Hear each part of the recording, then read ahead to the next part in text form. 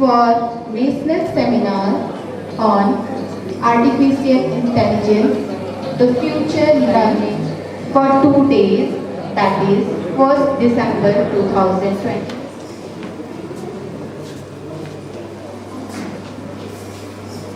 I would like to call upon the stage Assistant Professor Rachna Kumari ma'am to come over here and epic.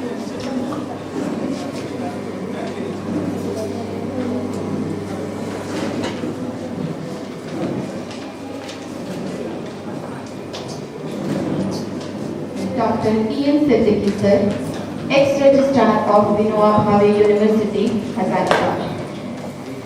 Foundation, Kanpur, Uttar Pradesh. I welcome Professor Ravindra Prakash Kiran sir, Mr. Ajay Kumar Singh sir, Vice President of Ujjwal Bharat Trust, Hazaribagh.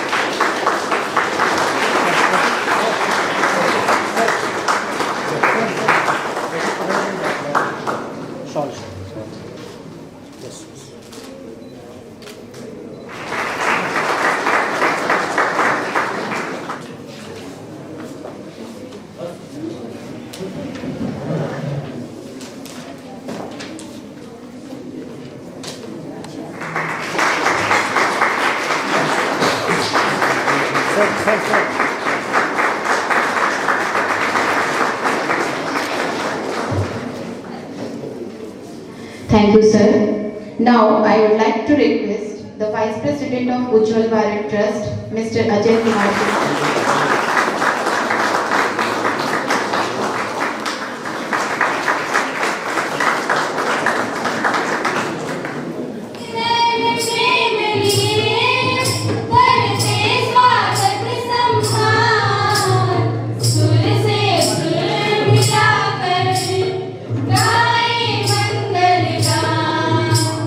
La la la la la la la la la la la la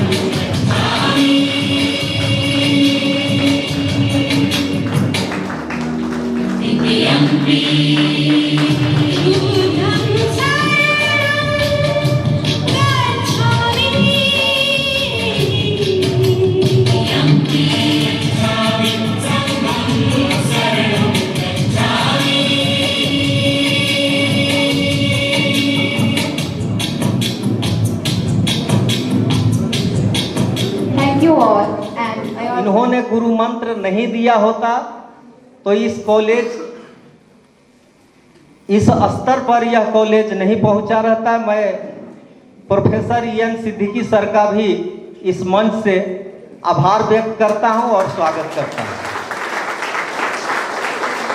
हमारे बीच अन्य महाविद्यालयों से आए हुए शिक्षक शिक्षिकाएं भी मौजूद हैं, मैं उनका भी आभार व्यक्त करता हूं। और इस महाविद्यालय के प्राचार्य, शिक्षक और प्रशिक्षुगण जिनकी मेहनत और लगन से यह सेमिनार आयोजित हो पा रहा है, मैं उनको भी अपनी ओर से आभार व्यक्त करता हूं। जैसा कि आप जानते हैं कि यह सेमिनार 2 दिवसीय है। आर्टिफिशियल इंटेलिजेंस पर सेमिनार है, दी फ्यूचर ऑफ लर्निंग। नाम से ही परिचित है कि कृत्रिम बुद्धिमत्ता, भविष्य का अधिगम। यह ऐसा टेक्नोलॉजी है जो पूरे विश्व में क्रांति ला दिया है, लेकिन इस क्रांति में कुछ, अगर हम इसको क्रांति में तो जानते ही हैं कि क्रांति जब होती है तो उसके 2 परिणाम होते हैं, तो उसके भी ये 2 परिणाम हैं। तो हमें ये चिंतन मंथन इस सेमिनार के माध्यम से यहाँ पर होगा कि हमें इस टेक्नोलॉजी का शिक्षा में कितना उपयोग करना है और कहाँ कहाँ हमको इससे बचना है। तो जिस तरह से समुद्र मंथन हुआ था, उसी तरह से इस विषय पर 2 दिन तक मंथन होगा। और जब समुद्र मंथन हुआ था तो अमृत भी निकला था और विष भी निकला था। विष को शंकर भगवान पी लिए थे, तो उस समय देवताओं की बात थी, वो पी लिए। लेकिन अभी हम लोग को जो विष है उसको अलग छोड़ देना है, और जो अमृत निकल के आएगा उसको अपने अंदर समाहित कर लेना है, और तभी इस टेक्नोलॉजी का इस्तेमाल करना है।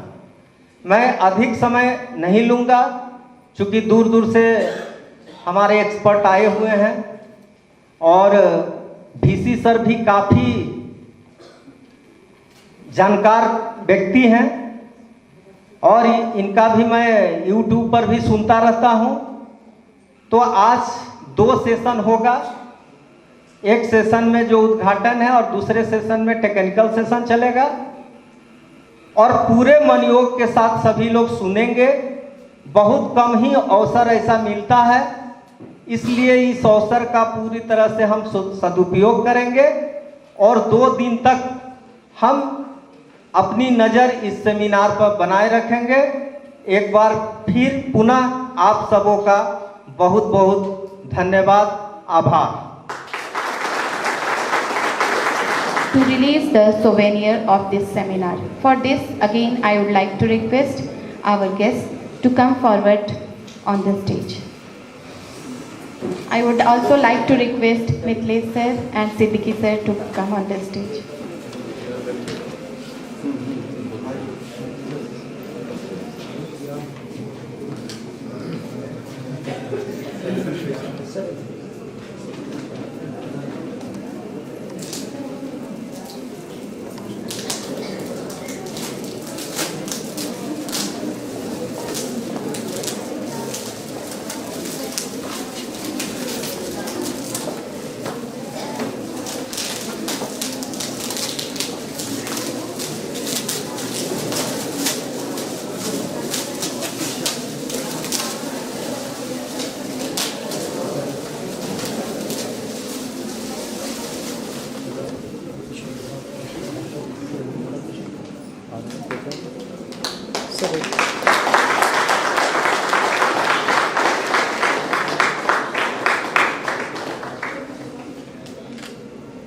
First of all, the Vice President of today's point.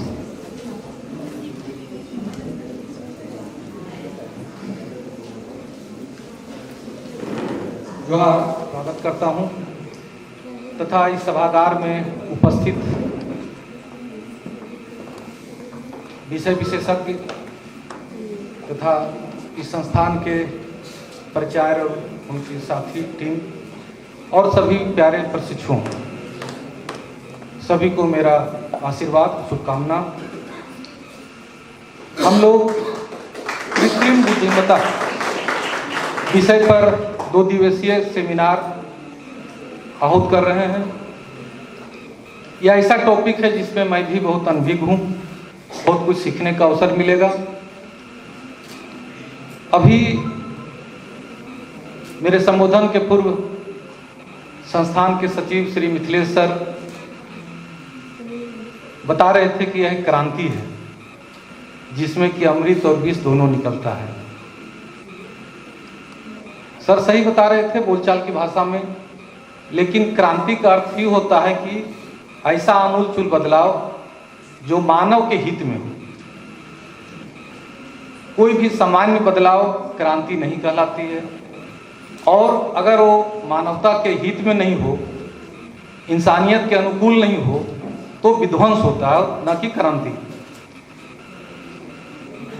लेकिन नई शिक्षा नीति जो अभी देश में लागू है, उसका निष्कर्ष ही है कि हम ऐसे विद्यार्थी को तैयार करें, ऐसे युवा को तैयार करें जो किसी चीज का आलोचनात्मक अध्ययन करें। क्योंकि इस तरह देश में माहौल बन गया था 1-2 दशक में कि अगर आप सामने वाले से सहमत नहीं है तो आप नकारात्मक हैं, और यह ब्यूरोक्रेसी का एक सोची समझी साजिश थी। सही को सही बोलना अगर आपके हित में नहीं है तो ये नकारात्मक नहीं है। तो आलोचनात्मक अध्ययन से ही पता चलता है कि उसकी वास्तविकता क्या है। आप कहीं भी पीसीएस की तैयारी अगर करते हैं, लोक सेवा आयोग की, तो आपको दोनों चीज में आंसर लिखना पड़ता है। आप ग्रेजुएशन लेवल के जो आंसर लिखते हैं उस तरह का लिखने पर आपको नुकसान होगा। वहाँ पॉजिटिव नेगेटिव दोनों साइड उसका लिखना पड़ता है, और हर चीज का दोनों पक्ष होता है। तो जॉन मैकार्थी एक विद्वान थे, साइंटिस्ट थे, जिन्होंने आर्टिफिशियल इंटेलिजेंस जैसी विधा का इजाद किए, जिसे हिंदी में कृत्रिम बुद्धिमत्ता कहा जाता है, और यह पूरे दुनिया को अपने चपेट में ले लिया है, या कहिए कि इसका प्रभाव तेजी से फैल रहा है। लेकिन एक आश्चर्यजनक पहलू है कि इसके नकारात्मक प्रभाव ज्यादा दूर तक पहुंच गया है। जैसे हम लोग साइबर क्राइम देख रहे हैं। अभी हम लोग देखे थे कि हमारे देश की पहलवान बेटियों लोग जंतर मंतर पर दिल्ली में धरना दी थी कुछ मामले को लेकर, और उन्हें जब गिरफ्तार किया गया था तो फेसबुक पर, टीवी पर फोटो चल रहा था कि वो मुस्कुरा रही हैं। हम लोगों ने ऐसा निष्कर्ष निकाला कि कोई बार्गेनिंग हो गया है सरकार के साथ, और वो खुशी खुशी जेल जा रही है। एआई का ही कमाल था। अभी महाराष्ट्र चुनाव के समय ही कुछ देखे हम लोग, बातचीत वगैरह, लगता था हूबहू वही लोग बात कर रहे हैं, जबकि ये सब झूठ था, सब एआई का कमाल था। आप लोग चैट जीपीटी का नाम सुने होंगे, और बहुत अफसोस की बात होगी कि आप लोग इसका उपयोग नहीं कर रहे हैं। अगर कर रहे हैं तो आप लोग टेक्नोलॉजी के साथ कदम से कदम मिलाकर चल रहे हैं, एक खुशी की बात है। यह ऐसा क्रांति है कि जिसमें आप कुछ भी प्रश्न चैट करते हैं तो 80% अगर आप अपना प्रश्न लिख रहे हैं तब तक आपको आंसर आ जाएगा। पुनः 2 मिनट के बाद फिर वही प्रश्न अगर रिपीट करते हैं तो फिर दूसरे तरह का उत्तर आ जाएगा। माने रेडीमेड आंसर सब चीज बना हुआ है, किसी भी टॉपिक पर वो आ जाता है। कई देश में परीक्षा में बच्चे इस तरह चोरी करके लिख रहे थे, और इसका दुष्प्रभाव को देखते हुए अभी ऑस्ट्रेलिया ही अपने देश के विद्यार्थी जो 16 साल तक की उम्र के हैं उसको सोशल मीडिया से दूर कर दिया गया है। बहुत देश में यह मांग भी हो रही है। लेकिन ये जो जीपीटी चैट है, उससे आप दूर अपने आप को रखते हैं तो आप पीछे छूट जाएंगे। वो बहुत मददगार है और मानव श्रम को बहुत कम कर देगा। हो सकता है इससे ट्रेडिशनल जो नौकरी लोग कर रहे हैं उसकी छटनी भी हो जाएगी, क्योंकि एआई जो टेक्निक है, इस टेक्निक में नकल करने की बहुत क्षमता है।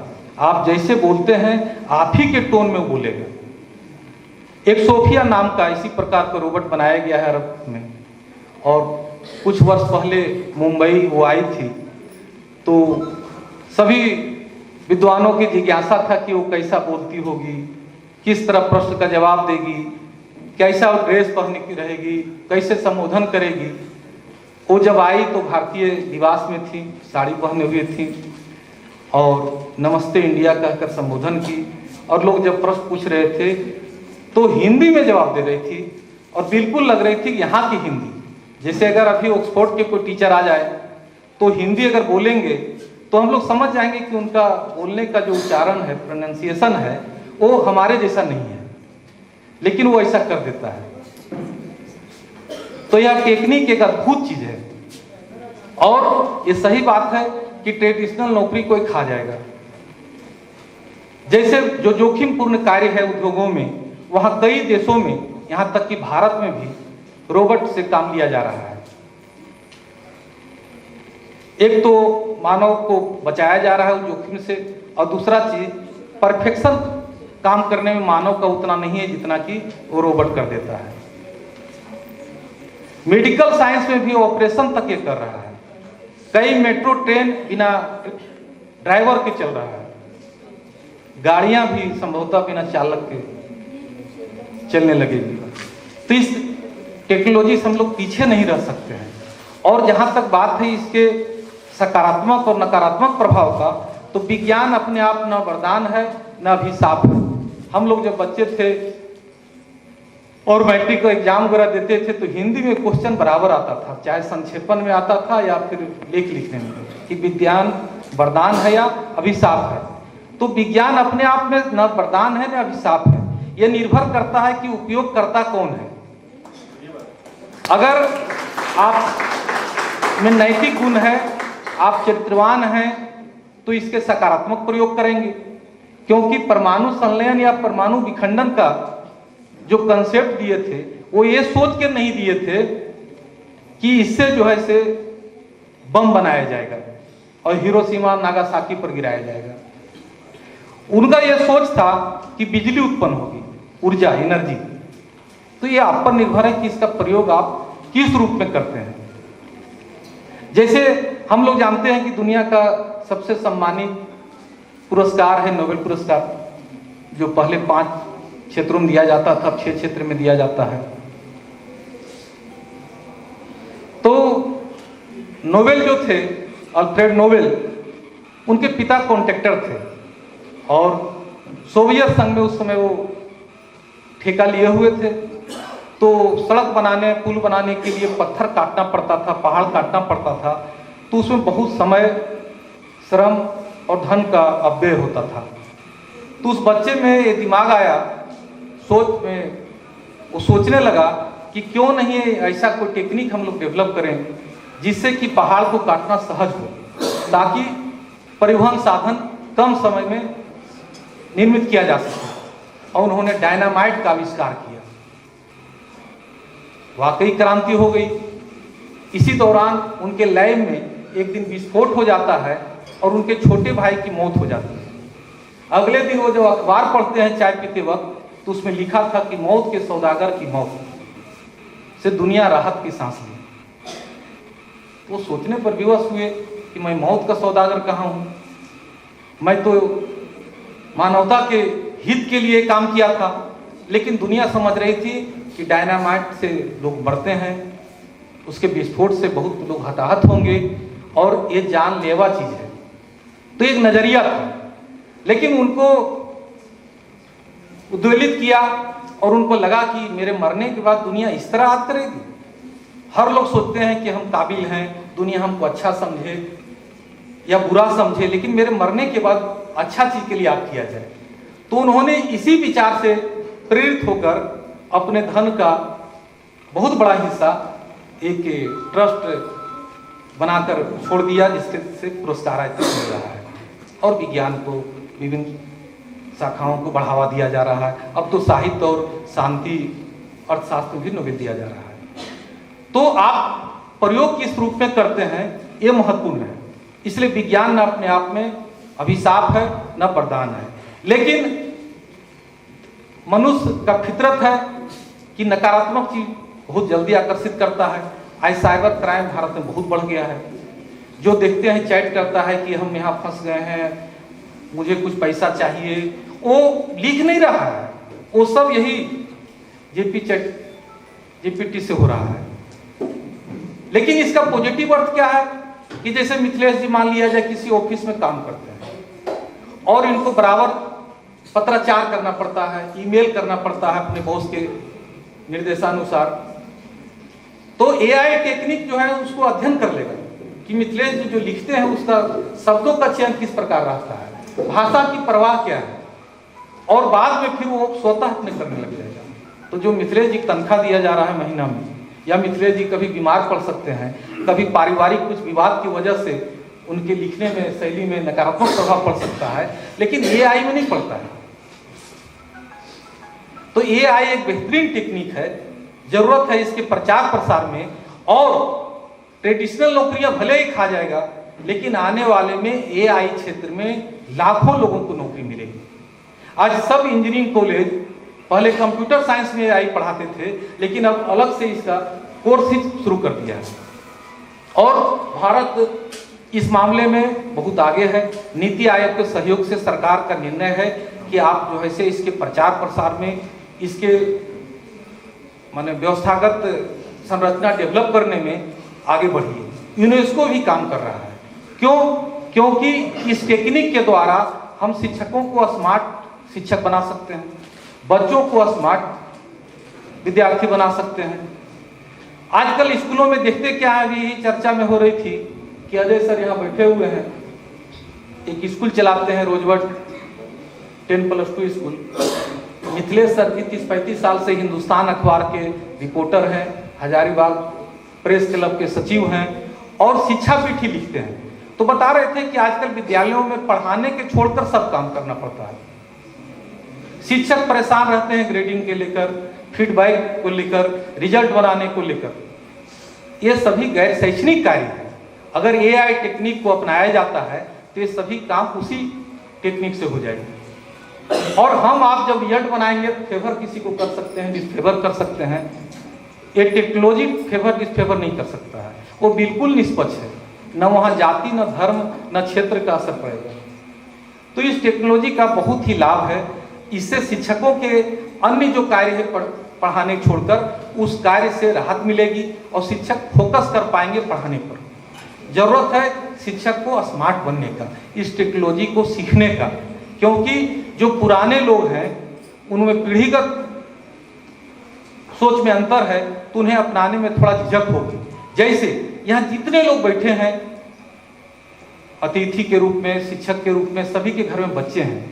मैं दावा के साथ कह सकता हूँ, कोई लोग नहीं कह सकता है कि मेरा बच्चा हमसे कम जानता है कंप्यूटर में या मोबाइल में। वो ज्यादा जानता है, वो पीढ़ी ही ज्यादा जानता है।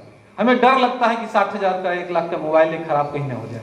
बच्चे में डर नहीं होता है, डर के आप सीख नहीं सकते हैं। तो बच्चे बहुत कुछ जानते हैं। आपके मोबाइल में बहुत कुछ है, दुनिया बहुत फास्ट हो गई है, तो आपको उसके साथ कदम ताल मिलाना ही पड़ेगा। और जैसे अभी देखे होंगे आप लोग, स्मार्ट क्लासरूम प्रोजेक्टर के द्वारा पढ़ाया जाता है, वो बहुत पुराना हो गया है।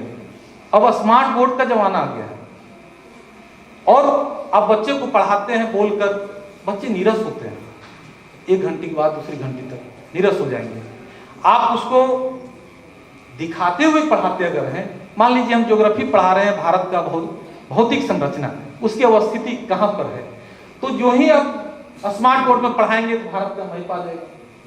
जैसे बताएंगे इसकी लंबाई चौड़ाई, पूरब में कौन है, अरुणाचल प्रदेश, पश्चिम में गुजरात, देखिए दूरी कितना है, 2933 किलोमीटर। वो बच्चे के ध्यान में बैठ जाएगा, उसकी मेमोरी में वो बैठ जाएगा। पढ़ाते पढ़ाते मान लीजिए कि अभी वहीं 2-3 दिन पर बच्चों को पढ़ा रहा था गंगा का उद्गम। बहुत कम लोग जानते हैं गंगोत्री ही गंगा नहीं है, गंगोत्री जैसी कई धाराएं मिलकर गंगा बनती है। तो बोल दिए, बच्चे सुन भी लिए, परीक्षा लिए, रट भी लिए, वो समझ नहीं पाते हैं। लेकिन स्मार्ट बोर्ड में वो सब दिखते रहता है, कहाँ कहाँ से कौन धारा निकल रही है, कहाँ कहाँ किस प्रयाग में, प्रयाग मतलब संगम, वहाँ मिल रही है। तो बहुत इजी है। अब पढ़ाने के बाद फिर हम बच्चों से कहते हैं कि बच्चे देखो, परीक्षा में तुम अच्छा नंबर तभी ला सकते हो जब इस टॉपिक पर ज्यादा से ज्यादा क्वेश्चन क्रिएट करना तुम सीख जाओ। तो उसमें बहुत समय लगेगा। चलो तुम उठो बच्चों, तुम बताओ इस पर 2 प्रश्न, तुम उठो, बहुत समय लेता है। लेकिन जब ही एआई टेक्निक का प्रयोग करेंगे, वो आप 50 क्वेश्चन बना सकते थे, वो 100 क्वेश्चन आ जाएगा वहां पर। मान लीजिए आपकी घंटी समाप्त हो गई, उसको सेव कर दिए, अगले दिन जब मेरी घंटी रहेगी तो फिर वो क्वेश्चन को ले आएंगे और उसका आंसर जो है से बच्चों से करेंगे। जहां गलती हो गया फिर करेक्शन भी कर देता है एआई। तो शिक्षक को बहुत स्मार्ट बना देता है। और शिक्षक का अब काम नहीं है किताब पढ़ के आना, नोट्स लेकर आना, अब सब चीज आपके पास है। अगर जानकारी ही शेयर करना शिक्षक का काम है तो गूगल है ही। अब तो एआई का जमाना आ गया। शिक्षक का काम वो नहीं है। शिक्षक का काम है एक एक बच्चों को कितना वो आत्मसात करता है, किस विधा से वो आत्मसात कर सकता है, उस टेक्नोलॉजी के अपनाना। कई टूल्स हैं जिसके द्वारा आप ज़्यादा अच्छा पढ़ा सकते हैं। बच्चे भी स्मार्ट हो रहे हैं क्योंकि बिना टीचर के भी व्यक्तिगत रूप से पढ़ सकता है। और बच्चे भी जानता है, मान लीजिए उसके घर में कुछ पारिवारिक समस्या आ गई, 10 विद्यालय नहीं आए, तो आप इस टेक्निक से वो पढ़ सकता है, उसके व्हाट्सएप पर भेजा जा सकता है। तो ये बहुत अच्छा टेक्निक है। हम लोग बहुत रिमोट एरिया में हैं, लेकिन ज़रूरत क्या है कि हम लोग को इसके साथ दोस्ताना संबंध बनाना, इसके साथ आगे बढ़ना। और जो अच्छे लोग लंबी लकीर खींच देंगे तो जो नकारात्मक चीज़ है वो अपने आप छोटा हो जाएगा। अच्छे बुरों के मिलाकर ही तो दुनिया बनता है। कोई व्यक्ति अच्छा नहीं होता है, कोई व्यक्ति खराब नहीं होता है। एक ही व्यक्ति में अच्छाई बुराई दोनों होता है। और उसी बुराई को कम करने के लिए विद्यालय खुले हैं, महाविद्यालय खुले हैं, विश्वविद्यालय खुले हैं और शिक्षक हैं। और वो इसी आधार पर वो निर्णय लेता है। तो एआई टेक्निक आपके सोचने की क्षमता को, आपके काम करने के तरीके को बदल देता है। एक टेक्निक क्या है? ये ऐसा टूल बना देता है कि जो मानव मस्तिष्क काम करता है, जिस तरह से सोचता है, समझता है और एक्ट करता है, वो करता है रोबोट, या वही करता है सॉफ्टवेयर। तो ये क्रांति मानव जगत के लिए है और इसका अच्छा से प्रयोग हो। आप लोग इसके बारे में सीखिए, क्योंकि हर कुछ तो जन्म के समय से सीख के नहीं आता है, लोग यहीं पर सीखते हैं। और इस तरह जो गोष्ठियां हैं, सेमिनार हैं, इसका मकसद ही यही होता है कि आप विशेषज्ञ से जब सुनेंगे तो दिलचस्पी बढ़ेगी, फिर अपने आप भी धीरे धीरे उस पर कुछ काम करेंगे तो आप उसमें स्मार्ट होते जाएंगे। तो मेरी शुभकामना है कि आप लोग इस महत्वपूर्ण टॉपिक पर जो सेमिनार हो रहा है, क्योंकि यह कहने मुझे बुरा नहीं लगता है कि अभी तक नई शिक्षा नीति में पता नहीं भारत सरकार कितना फंड दी है, लेकिन सेमिनार में अरबों रुपया बर्बाद कर दी है। क्योंकि जब देखो तमाम कॉलेजों में यही आता था, नई शिक्षा नीति पर करना है, नई शिक्षा नीति पर करना है। उसमें नई क्या है? वो तो बहुत आईटी कॉलेज में लागू हो चुका था, 16 से लागू हो रहा था, कहीं 8 से लागू हो गया था, कहीं 12 में लागू हो गया था। उसको एक जगह इकट्ठा कर दिया गया है। तो उतना सेमिनार कर दिए, कह दिए क्या कि लोग बेरोजगार नहीं रहेंगे, उसको ऐसा रोजगार परक शिक्षा देंगे, ड्राइविंग सिखाएंगे, बिजली का काम सिखाएंगे, प्लम्बरिंग सिखाएंगे। सुने हैं मुरारी जी कि किसी झारखंड विद्यालय में सब शुरू हुआ है। तो जितना चीनी डालिएगा उतना ही मीठा होगा। कुछ काम किया जाता है दुनिया के आंखों में धूल झोंकने के लिए, और कुछ काम किया जाता है वाकई परिवर्तन करने के लिए। तो एआई टेक्निक जो है, इसको किसी माने सरकार नीति की बहुत ज़्यादा जरूरत नहीं है। दुनिया आज वैश्वीकरण का दौर है, ग्लोबलाइजेशन का दौर है। इस दौर में आप अकेला नहीं रह सकते हैं। पूरा विश्व एक गाँव की भांति है, तो आप उसके साथ कदम से कदम मिलाकर आगे बढ़िए। मेरी शुभकामना आप लोग साथ है, बधाई। और जिस प्रकार सर बताए, मैं सभी सर लोग का नाम नहीं बता पा रहा हूँ कि समय ज़्यादा लगेगा, लेकिन मैं सभी को अपने हृदय से प्रणाम करता हूँ।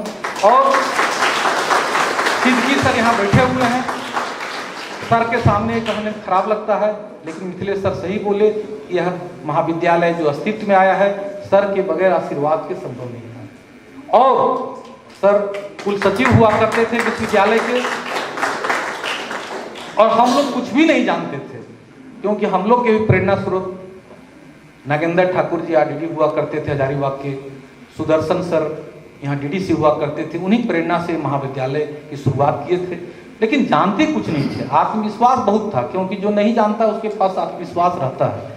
तो सर के पास जाते थे, सर बहुत इरिटेट भी होते थे कभी कभी हम लोगों से, लेकिन सर बहुत कुछ हम लोग को सिखाए। और मैं दावे के साथ कहता हूँ कि सर के बाद कई कुल सचिव आए, हो सकता है एकेडमिक उनकी योग्यता सर से ज़्यादा हो, ऐसे सर की कम भी नहीं है, सर भी बहुत अच्छे शिक्षक रहे हैं, लेकिन प्रशासनिक गुण, काम कराने का गुण सर की तरह आज तक किन्हीं को नहीं दिखे। तो सर को मैं नमन करता हूं कि अपने बहुमूल्य समय निकाल के दिए। जय हिंद। श्री प्रमोद नायक सर, निर्विकार कटियार सर, राजीव मिश्रा सर, रविंद्र प्रकाश सर और इस सभागार में उपस्थित प्रशिक्षु शिक्षक। दुनिया में एआई 50s के दशक में आ चुका था। हम ये कहते हुए जरा भी संकोच नहीं है कि इस मामले में हम जापान, अमेरिका और चीन से पीछे चल रहे हैं। लेकिन जब जागो तब सवेरा मनोज सर ने बताया कि अभी भी हमें इसे आत्मसात करना है, हमें पॉजिटिव वे में लेना है। हम लोग स्कूल में बच्चों को पहले +2 तक कोरोना से पहले गार्जियंस को बोलते थे कि इसको मोबाइल से दूर रखिए, इनके हाथों में मोबाइल नहीं आना चाहिए। फिर हम ही टीचर्स उनको कोरोना एरा में बोलने लगे कि बच्चों को मोबाइल दीजिए, उसी से हम लोग पढ़ाई करेंगे। तो ये चेंज कोरोना ने लाया और उस चेंज को अब फिर क्या हो गया, अभी अब उनको आदत सी पड़ गई है। तो ये एआई टेक्नोलॉजी जो है ये निश्चित रूप से बच्चों को जो बुरी आदतें पड़ रही हैं उस मोबाइल को हाथ में रखने से मुझे ये पूरा विश्वास है कि ये टेक्नोलॉजी उन बुरी आदतों से बच्चों की रक्षा करेगा, क्योंकि ये रहेगा कि उनके हाथ में उस एज ग्रुप के पास क्या टेक्नोलॉजी जाना है, क्या सब्जेक्ट मैटर उनके पास तक जाना है।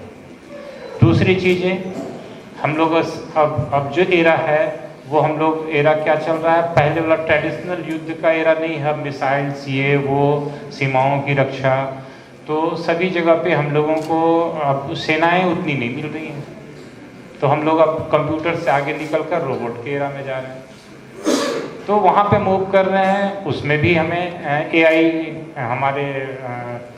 हमारी मदद करेगा, हमारे सीमाओं की रक्षा में हमारी मदद करेगा। कंप्यूटर्स जब आया था, जब इंट्रोड्यूस हुआ था, उस समय भी लोगों के मन में था कि ये रोजगार छीन लेगा। आज भी एआई आ रहा है तो लोगों के मन में ये बातें चल रही हैं कि ये रोजगार छीनेगा। पर मनोज सर ने जैसा बताया कि भाई छीनेगा, हो सकता है छीनेगा, जो ट्रेडिशनल लोग रह जाए उनका छीन जाए, बट जो टेक्नोलॉजिकली एडवांस लोग रहेंगे उनके पास रोजगार आएगा। प्रोस एंड कॉन्स सभी चीज़ों के होते हैं, इसके भी होंगे, इसके भी फायदे होंगे, इसके भी नुकसान होंगे, बट हम लोगों को ये जरूर आशाएं हैं कि जिस तरह से टेक्नोलॉजी आगे बढ़ रहा है, हम स्टार वार की तरफ बढ़ रहे हैं, हम सैटेलाइट्स की तरफ बढ़ रहे हैं, हम चांद पे जाने की सोच रहे हैं, तो वैसे समय में एआई हमें बहुत मदद करेगा। कैसे करेगा ये बताना मेरे बस की चीज़ नहीं है, क्योंकि इस टेक्नोलॉजी को मैं बहुत ही कम जानता हूँ, नहीं के बराबर जानता हूँ। और ये बताने के लिए, ये जानने के लिए ही स्पेशली हम लोगों ने, मैंने खुद मिथिलेश सर से कहा कि मैं इस सेमिनार का हिस्सा बनना चाहता हूँ, ताकि जो विद्वजन यहाँ आए हुए हैं वो बताएं और मैं अपने जीवन में कैसे उतार पाऊँ, जीवन अर्थात मेरे कार्यक्षेत्र में मैं इसको कैसे उतार पाऊँ। मैं यहाँ सर हैं, उनसे ज़रूर रिक्वेस्ट करूँगा कि मेरे इस क्वेश्चन को छुएंगे कि स्कूल में हम लोग कैसे इसको यूज़ में ला सकते हैं, बिकॉज यहाँ पे सभी जो है प्रशिक्षु शिक्षक हैं, तो उनको अगर ये पता चलेगा कि हम अपने पढ़ाने के दौरान अपने पढ़ाई में बच्चों के लिए इसको हम कैसे फ्रूटफुल बना सकते हैं, कैसे हम उसको यूज़ कर सकते हैं, क्या यूटिलाइज कर सकते हैं। बाद में तो इसके बहुत सारे सॉफ्टवेयर्स आएंगे, ये आएंगे। अभी हम लोग क्या कर सकते हैं बाकियों से आगे निकलने के लिए, जो हमारे प्रशिक्षु शिक्षक यहाँ से निकल के जाएं, वो बाकी से मनोज सर ने बोला कि आपको स्मार्ट बनना होगा। तो उस स्मार्टनेस के लिए अब हमें क्या अडॉप्ट करना होगा, एआई से हम क्या ले सकते हैं ताकि हम स्मार्ट टीचर बन जाएं, ये जानने के लिए आज मैं इस सेमिनार का हिस्सा हूँ।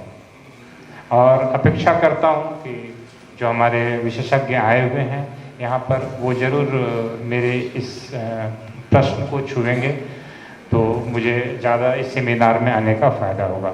और समय बहुत अधिक नहीं लेते हुए, सभी जगह एआई। और अच्छा, एक डर ये भी है मेरे दिमाग में चल रहा था, आते हुए मैं आ रहा था तो मेरे दिमाग में चल रहा था कि यार ये ब्रेन डालो, ब्रेन ही है जो हमको बाकी जीवों से सुपीरियर बनाए हुए हैं।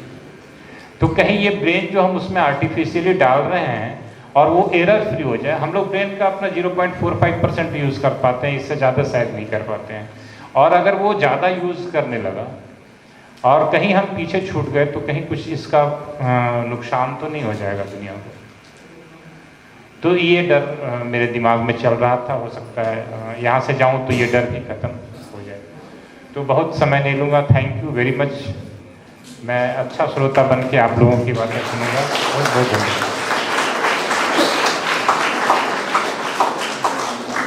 नवाजी है जो आपकी वाणी में, आपके व्यवहार में मीठापन है, मेरे पास कोई शब्द नहीं है कि जिसे मैं बता सकूं। मैं जैसे ही उतरा, देखिए पढ़ने की लिखने की बातें, सेमिनार हो रहा है, सत्संग हो रहा है, उसके लिए हमारे विद्वज्जन हैं, वो जरूर इस विषय पर बात करेंगे, बल्कि वही लोग बात करेंगे। मैं आपसे आपका भाई बनकर, आपका बेटा बनकर, आपका अग्रज बनकर बात करना चाहता हूँ, पारिवारिक बात करना चाहता हूँ। कहते हैं कि जीना है तो जीने की भी कला सीखनी होगी और जंगल राज में अपनी नव स्थिति कायम करनी होगी।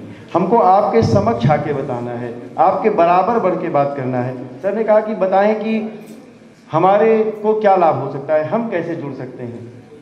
तो सर जुड़ तो हम ऑलरेडी चुके हैं।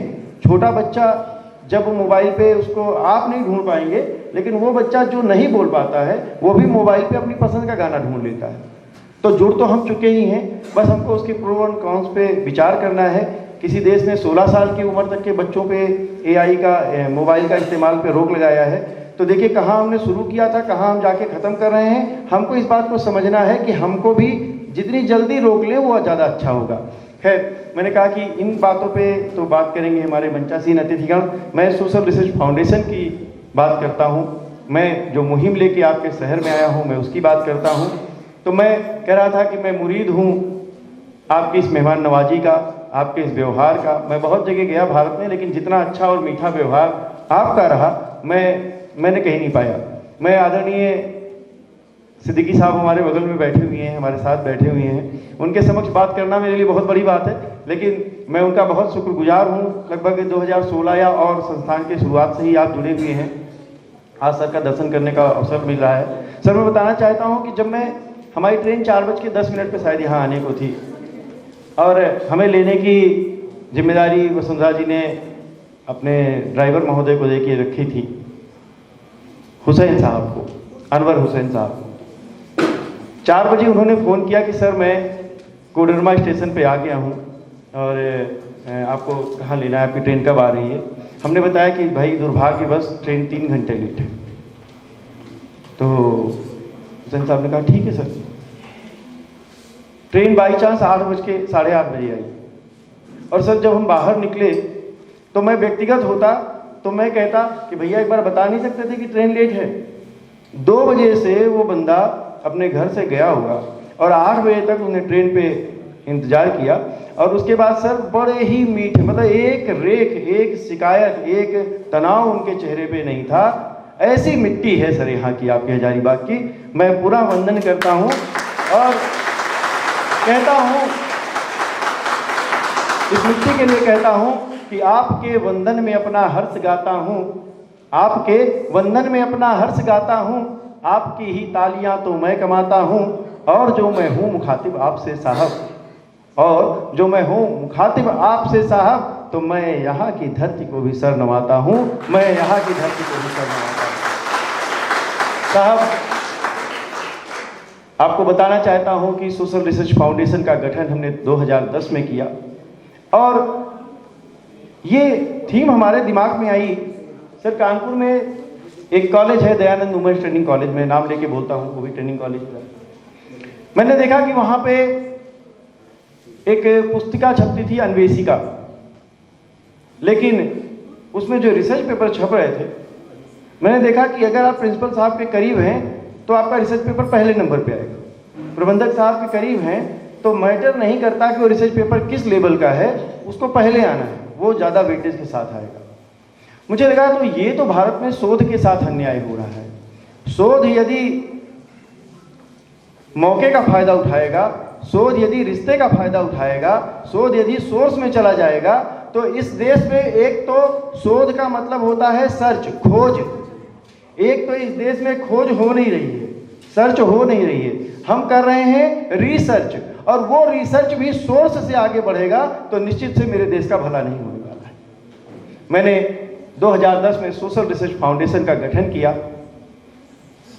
संयोग से ऐसा आशीर्वाद रहा कि देश के तमाम प्रबुद्ध लोग उससे जुड़े, हमारे संस्थान से जुड़े, और हमने 6 अंतर्राष्ट्रीय पत्रिकाओं का, शोध पत्रिकाओं का प्रकाशन शुरू किया। एशियन रेजोनेंस, पीरियोडिक रिसर्च, श्रृंखला, रिमार्किंग, इनोवेशन, एंथोलॉजी। और ये पत्रिकाएं सर मैं आपको सहज बताना चाहता हूँ, गर्व का अनुभव होता है कि 2010 से 2024 चल रहा है। अभी 2 फरवरी 2025 को हम अपना 15वां अधिवेशन मनाने जा रहे हैं। हमने अब तक लगभग 30,000 शोध पत्र इस भारतवर्ष से छापे हैं, और कम से कम लाखों टीचर हमसे जुड़े हुए हैं। इनाम नबी सिद्दीकी साहब भी उसी का एक हिस्सा हैं, आपका आशीर्वाद मिलता है। सर कटियार साहब, निर्विकार कटियार साहब हमसे जुड़े हैं, 2010 के जुड़े हुए हैं। और सर मैं आपको और बताना चाहता हूँ, प्रोफेसर किरण साहब, आरपी किरण साहब, आप भी हमसे सर 2010 और 12 से जुड़े हैं, लेकिन आपसे और सिद्दीकी साहब से, यहाँ के लोगों से मिलना आज पहली बार हो रहा है। कभी लगा नहीं कि ये पहली बार का मिलना है, लगा कि 15 वर्षों के बाद हम लोग 15 वर्षों तक लगातार मिलते चले जा रहे हैं। ये सहयोग सोशल रिसर्च फाउंडेशन को आप लोग का रहा, पूरे देश से लोग हमसे जुड़े। हमने अब तक ISBN के साथ लगभग 200 किताबों से भी ज़्यादा रेफरेंस बुक्स पब्लिश की, और लगातार, क्योंकि जब मुरारी बापू को देखता हूँ, जो और बड़े बाबा को देखता हूँ, तो वो धार्मिक अनुष्ठान, सत्संग, मैं अभी सर आपसे कह रहा था कि वो धार्मिक सत्संग करते हैं। फिर क्या होता है, हम देखते हैं कि कोई बाबा पकड़ा गया तो मिला भी कुछ नहीं, और बाबा गुरु गुड़ और चेला शक्कर, कुछ ऐसी कहावत हो गई। तो हमने सोचा कि नहीं, हमको वो सत्संग तो नहीं करना है, लेकिन हमको एक सत्संग जरूर करना है इस भारत में, जिसका नाम हो सेमिनार, और जो हमारे कॉलेज कैंपस में होना चाहिए। तो मैं आपसे जुड़ता हूँ, आपसे संपर्क करता हूँ, आपसे आग्रह करता हूँ कि सर ये जो साहित्यिक सत्संग है, वो धार्मिक सत्संगों की जरूरत नहीं है। ये भारत गंगा जमुनी तहजीब के लेके जीता है। ये आज़ादी हमें किसी एक के बल पे नहीं मिली, ये आज़ादी मिली हमें हमारे भाईचारे से। तो हम उस धार्मिक सत्संगों की ओर ना जाएं, अगर हम इन साहित्यिक सत्संगों की ओर जाएं तो निश्चित रूप से हमारे देश को एक बहुत बड़ी उपलब्धि हासिल होने वाली है। और मैं ये भी बताना चाहता हूं कि अभी रांची से रूबी कुमारी जी आपके बगल में बैठी हुई हैं। रूबी जी, मैं आपको नमस्कार करता हूं, मेरे आपसे मुलाकात नहीं है, पहली बार मुलाकात हो रही है। रांची से ही शांतनु जी आ रहे हैं, शांतनु जी आ चुके हैं, मैं आपका भी बहुत इस्तकबाल करता हूं। और सर हजारीबाग से भी बहुत सारे लोग जुड़े हैं। शायद अभी शाम को ही मेरे पास होटल में मिलने आए थे, उनकी मिस्टर ओझा, उनकी ड्यूटी लगी है धनबाद में, तो वो धनबाद से आए, फिर मुलाकात करके चले गए। तो सर हम लोग अब इस परिवार को बढ़ाने जा रहे हैं। मिश्रा साहब के माध्यम से, अजय भैया के और मनोज सर के माध्यम से आप भी हमारे इस सोशल रिसर्च फाउंडेशन परिवार के हिस्से बन गए हैं।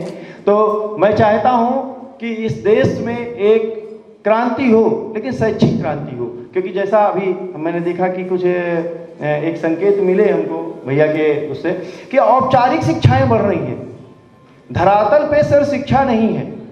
क्यों? क्योंकि जो IAS बना रहा है वो नाली के किनारे का शोध नहीं कर रहा। शोध तो आप बताएंगे कि आपके यहाँ शोध की क्या आवश्यकता है, शोध करेंगे क्या? जहाँ समस्या नहीं होगी, अगर हम पॉजिटिव बोलेंगे तो क्या किसी हल में कोई समस्या है? नहीं, समस्या में हल है। जो हमारा रिसर्च टॉपिक है वही हमारी समस्या है, उसी बात का तो हम निदान खोजेंगे। और अगर हम निदान ही पहले लेके चल रहे हैं तो सर समस्या कहाँ आएगी? तो सोशल रिसर्च फाउंडेशन समस्या ढूंढना चाहता है। सोशल रिसर्च फाउंडेशन समस्या को आपके समक्ष रखना चाहता है ताकि आप शोध कर सकें। और हम जो प्रबुद्ध लोग हैं, जो मंचासीन लोग हैं, जो हम ये जो कॉलेज चला रहे हैं, हम लोग हैं, हमें भी उन समस्याओं को सरकार के समक्ष रखना पड़ेगा कि प्रैक्टिकल समस्याएं क्या क्या हो सकती हैं। AI की प्रैक्टिकल समस्या अभी, अच्छा देखिए, प्रो एंड कॉन्स की बात करता हूँ तो मुन्ना भाई MBBS जब आई थी तो वो सर इसी AI टेक्निक का ही तो जो है एक रूप थी जहाँ पे मेडिकल का डॉक्टर बन जाता है और जो एक नॉन रिलेवेंट पर्सन होता है। अभी रजनीकांत की एक पिक्चर आई थी सर, जिसमें मुझे उसका नाम नहीं आता है, याद आ रहा है, जिसमें वो रोबोट का समथिंग कंसेप्ट था जी, व्हाटएवर जी, तो उसमें भी इसी AI का कंसेप्ट था। तो कहा गया है कि science is a good servant but a bad master. हम चीज़ों को आगे लेके जाएं, लेकिन इतना आगे ना लेके जाएं कि वो हमारी तरह से हम में मिल के, क्योंकि अभी तो बात ये नहीं हो रही कि रोबोट बनना है, अभी बात हो रही है कि रोबोट हमारे जैसा दिखना भी चाहिए और हमारे जैसा ही सोचना चाहिए। तो हमारी क्या आवश्यकता होगी? इसलिए हमको उसके प्रो एंड कॉन्स पे, उसके जो ज़रूरत है उस पर बात होनी चाहिए और उसकी जो विपरीत दशाएं हैं उस पर बात होनी चाहिए। मैं केवल यही नहीं, मैं गौतम बुद्धा PG कॉलेज की ही बात, ट्रेनिंग कॉलेज की बात नहीं करता हूँ। मैं आपके इस मुहिम को आपके साथ इस देश में तमाम जगहों पर लेकर जाऊंगा और जो यहाँ से सीखूंगा वो भी मैं उनको आगे रखूंगा एज अ प्रोसीडिंग के रूप में। बात फिर से वही निकल के आती है कि यदि हम अच्छा सोचेंगे, यदि हम अच्छा विचार करेंगे तो हम अच्छी चीज़ लेके आएंगे। AI का एक दुरुपयोग सर ये है कि सुबह सुबह हम गुड मॉर्निंग के सारे मैसेज फॉरवर्ड कर देते हैं, सारे। हमको लगता है, सामने वाले को लगता है यार इसके दिमाग में इतना सुविचार आ कहाँ से रहा है। लेकिन अगर उससे पूछा जाए कि भाई तुलसीदास जी ने एक चीज़ लिखी कि समर्थ को नहीं दोष गुसाई, तो क्या तुम वो वाले समर्थ हो जो तुमको सब आता है तुम फॉरवर्ड कर रहे हो? तो मैं कहता हूँ नहीं, वो समर्थ नहीं हो वाला, वो जबरा मारे रोवे न देव है। वो जबर है जो फॉरवर्ड भी करता है और मानने को तैयार नहीं कि मुझे कुछ आता भी नहीं है। जबकि तुलसीदास ने सर ये नहीं लिखा था, तुलसीदास ने लिखा था कि समर्थ को नहीं दोष गुसाई, और समर्थ कैसा हो? रवि पावक सुरसर की नाई, जिसमें सूरज, अग्नि और गंगा जी के गुण हो, ऐसा समर्थ बनना है। तो हमको इस देश को ऐसा समर्थ बनाना है, हमको AI टेक्नोलॉजी को ऐसा समर्थ बनाना है ताकि वो हमारे सभ्यता के लिए विध्वंसकारी ना हो। इतनी सी बात करेंगे तो हम ही लोग साइंटिस्ट बनेंगे, हम ही लोग कोई नियामक बनेंगे, हम ही लोग कोई अथॉरिटी बनेंगे जो किसी शोध को आगे जाने देंगे और किसी शोध को आगे नहीं जाने देंगे। तो हमको सोचना है कि जो चीज़ें हो रही हैं हम उसको बदल नहीं सकते, लेकिन जब वो बदलाव आए तो हम उसे रिव्यू जरूर करें। अगर हम उस रिव्यू को कर ले जाएंगे तो मुझे लगेगा कि ये हमारी मानव सभ्यता, क्योंकि अब ये जो AI की बात हो रही है ना सर, ये मानव सभ्यता के अस्तित्व पे प्रश्न होने जा रहा है। हो सकता है हम बहुत आगे निकल जाएं, चांद पे जो है घर बना लें, और हो सकता है हम अपनी धरती को ही जो है वो आपने कहा था, साहब ने बताया था नोबेल वाली, अल्फ्रेड नोबेल वाली बात, हो सकता है हम ऐसे विध्वंसकारी हो जाएं। तो सोचना है, गंभीरता से सोचना है। हमारे जो टेक्निकल लोग हैं वो इसको बताएंगे। इसके साथ ही सोशल रिसर्च फाउंडेशन एक कार्य और करता है, वो प्रतिभाओं को खोजकर, टैलेंट्स को खोजकर उन्हें सम्मानित करने का भी एक क्रम करता है। क्योंकि कहते हैं कि गमले में जो पुष्प है, जो पेड़ है, वो तभी आगे बढ़ेगा जब उसको पानी से सींचा जाए। अगर उसे खाद पानी दीजिए, अगर उसे खाद पानी नहीं देंगे, उसे हम सींचेंगे नहीं, तो सर वो पौधा कभी आगे नहीं जाएगा। तो हम जो हमारे शोधार्थी बंधु हैं, जो हमारे टीचिंग फैकल्टीज़ हैं, जो हमारे शिक्षा क्षेत्र के मूर्धन्य हैं, हम उनको सम्मान करने का भी एक क्रम करते हैं।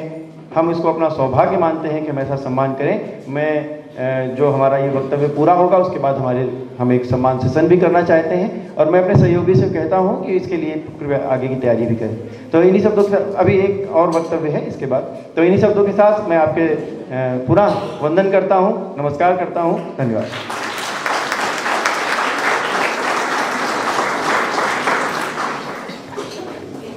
And student personality of today program, our chief guest, Professor Dr. Pramod Kumar Nayak sir, on the dais to enlighten us with the wisdom of knowledge. Sir, please have the floor.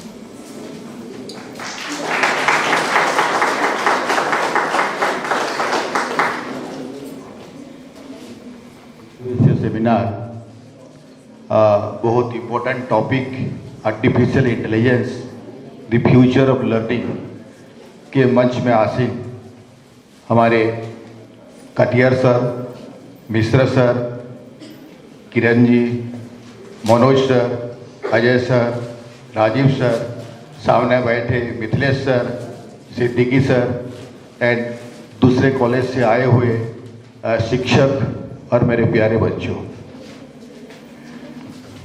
Topic तो बहुत अच्छा है जो कि आज की date की requirement है, लेकिन सोचना ये है कहीं ऐसा ना हो कि आज हम फिर ऑर्गेनिक खेती की बात करें तो कुछ साल बाद फिर ऑर्गेनिक इंटेलिजेंस एआई की बात करें। दिन ऐसा था कि हम सब लोग, हमारे साइंटिस्ट ने बहुत अच्छे पेस्टिसाइड्स निकाले क्योंकि जनसंख्या बढ़ रहा था, भूमि कम था और इतने लोगों को खाना देना था, तो कैसे उपजाऊ ज़्यादा होगा, उसके लिए हमारे साइंटिस्ट ने काम किया और पेस्टिसाइड्स निकाले और उसका यूज बताया गया। गांव-गांव में अवेयरनेस चलाया गया। पहले हर घर के पीछे एक एरिया था जहां पे काऊ डंग डिपॉजिट किया जाता था और उसी को खेत में यूज किया जाता था और आराम से जिंदगी चलता था। लेकिन जैसे ने मिथिलेश सर ने बताया, उसी बात को फिर हम थोड़ा दोहरा रहे हैं कि क्रांति आया, एग्जैक्टली ऐसा फिर एक क्रांति आया। बोला गया कि भाई इसको यूज करोगे तो आपका पैडी क्रॉप डबल हो जाएगा, प्रोडक्शन डबल हो जाएगा। चाहे वो पैडी में पहले लागू हुआ, आज वेजिटेबल में हो रहा है, हर चीज में पेस्टिसाइड्स यूज हो रहा है। और आज उसका नतीजा एक दिन पेपर में पढ़ रहे थे तो हम 2.5 किलो के आसपास यूरिया खा जाते हैं साल में। एक साल में 2.5 किलो, जैसे कि पेड़ पौधे में लगता है ना, ऐसे ह्यूमन शरीर में भी लग रहा है यूरिया, खा जा रहे हैं हम। उसका कॉन्सिक्वेंस क्या हो रहा है? We face a lot of problems, health issue हो रहा है, सोचने समझने की शक्तियां भी इसमें खत्म होती जा रही है। ये मैं नेगेटिव साइड से स्टार्ट किया तो मेरे को ऐसा कहीं मेरे मन में एक डर है। सर ने तो बताया कि अगर हम इसके साथ साथ नहीं चलेंगे तो हम बहुत पीछे हो जाएंगे, दुनिया आगे निकल जाएगी। सच है, दुनिया आगे निकल जाएगी। तो क्या जरूरी है पीछे रहना? आज हम देख रहे हैं कि एआई, सर ने बताया कि ये तो 50 के दशक से आ चुका है। जापान ने यूज कर लिया है, जर्मनी ने यूज कर लिया है, इटली ने यूज कर लिया है, फॉरेन कंट्री में यूज कर लिया है। लेकिन आज भी तो भारतीय संस्कृति, भारतीय सभ्यता को दुनिया में स्प्रेड किया जा रहा है और लोग एडप्ट कर रहे हैं। जर्मनी के लोग आके भारतीय कल्चर को एडप्ट कर रहे हैं, अपना देश में उसको फैला रहे हैं। तो फिर एआई कहां गया? हम पीछे रहे तो उसका क्या दुष्परिणाम हुआ? इसका तो फायदा मिला, हमारी संस्कृति विश्व में जा रहा है। तो कहीं ऐसा डर लगता है कहीं 20 साल 10 साल के बाद हम लोग फिर बात करें कि भाई एआई यूज करने से हमारे बच्चों में ये प्रॉब्लम क्रिएट हो रहा है।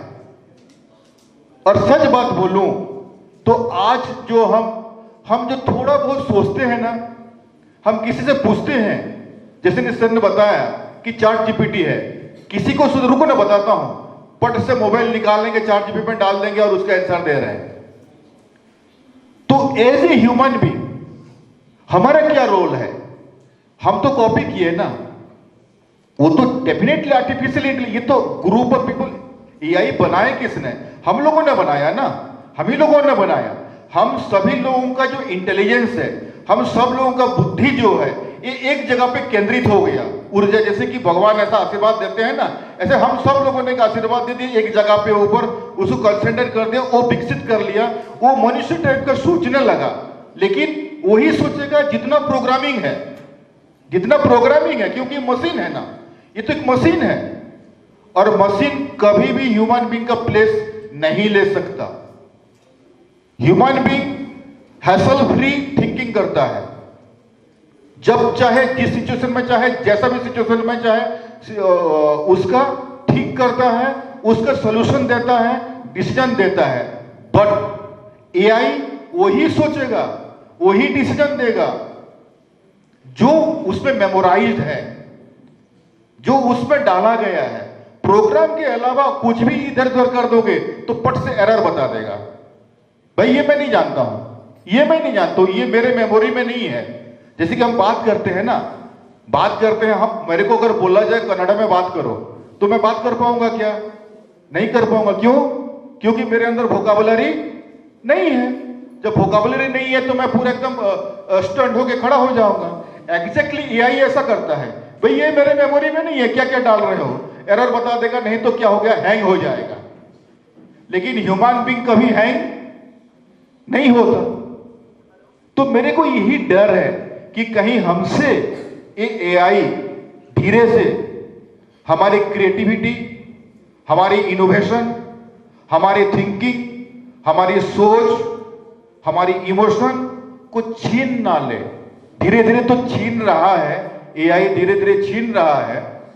क्योंकि हम घर जाते हैं, काम करते हैं ऑफिस में घर जाते हैं, चाय पीने के लिए बेटा अलग कमरे में मोबाइल में बैठा है, बीबी अलग कमरे में मोबाइल में बैठा है, बेटी अलग कमरे में मोबाइल में बैठा है। लास्ट में तीनों जब मोबाइल में एंगेज हैं, चाय देने के लिए कोई नहीं है, तो क्या आर्टिफिशियल इंटेलिजेंस आपको चाय देगा? Robot, is it possible for Indian family to keep robot in each and every family and order them to give you a tea? क्या उसके हाथ से चाय पीना आपको अच्छा लगेगा? अब बताइए, मैं एक प्रैक्टिकल बात बता रहा हूं। निश्चित रूप से हमको आगे जाना है, आगे बढ़ना है, लेकिन हम भी आके क्या करते हैं, हम भी मोबाइल निकाल के फिर हम भी बैठ जाते हैं, सब के सब एलोन। ये जो लोनलीनेस है, ये लोनलीनेस है, ये हमारे लिए बहुत बड़ा घातक का विषय बनते जा रहा है। हमारे अंदर जो रिलेशनशिप होना चाहिए, जिसको हम बोलते हैं सोशल रिलेशन, सोशलाइजेशन, ये धीरे धीरे सोशलाइजेशन खत्म हो रहा है। ना माँ बेटे का रिलेशन है, ना बाप बेटी का रिलेशन है, ना परिवार में कोई रिलेशन है। बच्चे को अगर पूछो तो हाँ तो ठीक है ना, बोल दिया, क्या हो गया? Now this type of statements are coming from the mouth of the students nowadays. क्या ये अच्छा है? क्या अच्छा इंडिकेट करता है ये? क्या ये सोशलाइजेशन को इंडिकेट करता है? तो ना हम सोच रहे हैं, ना हम समझ रहे हैं, ना हमारा रिलेशनशिप बढ़ रहा है, तो कैसे ये आगे जाके हमको उसका फायदा होगा? निश्चित रूप से हमको बहुत सारी चीजों में दे रहा है, ऐसा नहीं है। नेविगेशन में फायदा दे रहा है, आज यहाँ हम बैठ के कहीं रोड रास्ते देके जा रहे हैं, कुछ तो मेरिट्स है, ऐसा नहीं बोल रहा हूं। लेकिन ह्यूमन बीइंग के ऊपर जो असर आगे डालेगा, उस चीज के ऊपर मैं बात कर रहा हूं। मेरिट्स तो बहुत है, कोई भी चीज आता है तो बताया गया इसका मेरिट्स डिमेरिट्स होता है, लेकिन ये जो असर डालेगा आगे के दिन में, अभी धीरे धीरे क्या हो रहा है, classes, now we are thinking towards the digital university. हम भी प्लान कर रहे हैं डिजिटल यूनिवर्सिटी खोलने की। नाउ डिजिटल यूनिवर्सिटी क्या है? बैठना है आपको, घर में बैठो, ऑनलाइन एडमिशन लो, ऑनलाइन फॉर्म फिलअप कर लो, ऑनलाइन परीक्षा दो, ऑनलाइन सब कुछ करो। Digital university, now UGC also thinking to start about the digital university. यही का कमाल है। अभी मैं नेक की कमेटी में मेंबर हूं। अभी मैं पंजाब गया था इंस्पेक्शन के लिए भी। आगे जाके जनवरी महीने से नेक की इंस्पेक्शन बंद हो जाएगा, फिजिकल वेरिफिकेशन नहीं होगा, तो फिर क्या होगा? ऑनलाइन होगा। आपको ऑनलाइन दिखाना है, एआई की मदद से होगा। तो एआई की मदद से हम तो बहुत सारे मैनिपुलेट भी कर सकते हैं। आज एक से जैसे सर बता रहे थे, मतलब फेस आपका होगा लेकिन कार्य दूसरे का होगा। होता है कि नहीं होता है? जैसे कि आप फेसबुक, ट्विटर ओपन करते हो, है ना, सोशल मीडिया जैसे ओपन करते हो, जो सोचते हो एग्जैक्टली वो चीज है ही नहीं, कुछ ऐसा बना के बता दिया जा रहा है, तो हम लोग कंफ्यूज हो जा रहे हैं। जो रियल इंफॉर्मेशन हमारे तक पहुंचना चाहिए, वो रियल इंफॉर्मेशन हमारे तक पहुंच नहीं पा रहा है। ये भी एक एआई का डिमेरिट्स है, क्योंकि हम नहीं बोल सकते ना, किसी को हम लोग नहीं बोल सकते का प्रॉपर वे पे यूटिलाइज करना। जैसे कि सर ने बताया कि परमाणु ने किसी ने इन्वेंट किया, उसका उद्देश्य अच्छा था, उसका सोच विचार अच्छा था, लेकिन कई देश हैं उसी के नाम पे धमकी देंगे, कई देश है बोल देंगे कि हम डाल देंगे तो स्माश हो जाओगे, तो डर पैदा हो रहा है। तो साइंस जैसे कि बोला गया है ना, जैसे हमारे कुछ तो उसके यूज के ऊपर डिपेंड है, और इतना वास्ट पॉपुलेशन में हम कैसे इसको यूज करें, कैसे अवेयरनेस क्रिएट कराएं, ये बहुत बड़े मुद्दे की बात है, एक चर्चा की विषय है, उसके ऊपर चर्चा होनी चाहिए। पहले पहले हुआ करता था कि जैसे कि एक टीचर स्टूडेंट के एक रिलेशन हुआ करता था, टीचर से स्टूडेंट, क्योंकि जनरली टीचिंग लर्निंग में तीन चीज है, एक तो टीचर है, एक तो स्टूडेंट है, और दूसरा सब्जेक्ट है। हम तीनों का इंटरेक्शन जब तक नहीं होगा तब तक लर्निंग संभव नहीं है, क्योंकि आप बीएड वाले पढ़ते होगे, पढ़ते हो ना, पढ़ रहे हो कि नहीं पढ़ रहे हो, सुन रहे हो कि नहीं सुन रहे हो? यही तो दीपक माने क्या है कि अरे ठीक है ना, नहीं तो एआई है, हम लोग ले लेंगे, कोई रिकॉर्डिंग कर रहा होगा, यही तो डिबेट्स बता रहा हूं, है ना। तो पहले स्टूडेंट एंड टीचर का रिलेशन हुआ करता था, उसमें जो प्यार है ना, उसमें जो चीजें बताई जाती थी, उसमें जो इंटरेक्शंस होता था स्टूडेंट एंड टीचर का, आज नहीं है।